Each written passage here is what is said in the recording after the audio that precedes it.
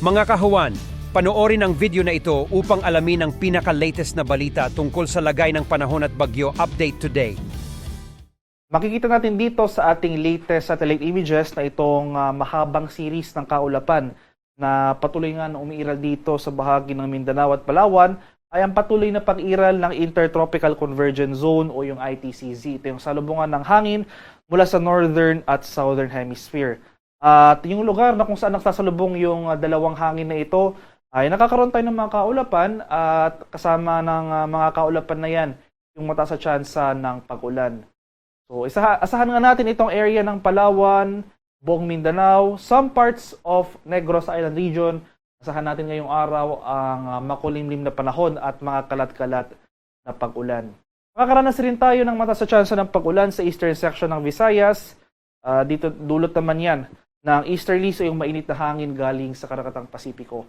Meanwhile, for Metro Manila at nalalabing bahagi ng ating bansa, ay magpapatuloy itong generally fair weather. Sasamahan lamang yan ng mga pulupulong pag-ulan na may pagkulog at pagkilat na dulot ng thunderstorms.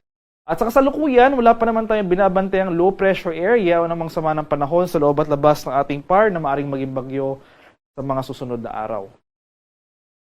Para naman sa ating heat index forecast ngayong araw para sa Metro Manila, posibleng umabot yung ating heat index ng 42 degrees Celsius.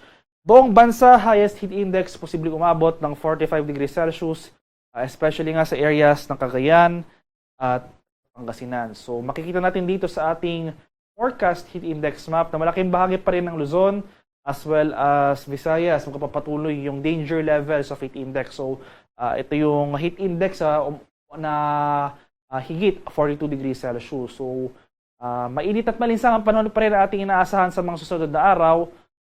Gayon pa man, kahit nandyan pa rin yung mga tsansa ng thunderstorms o mga tanghali, ay mataas na temperatura pa rin na ating mararanasan.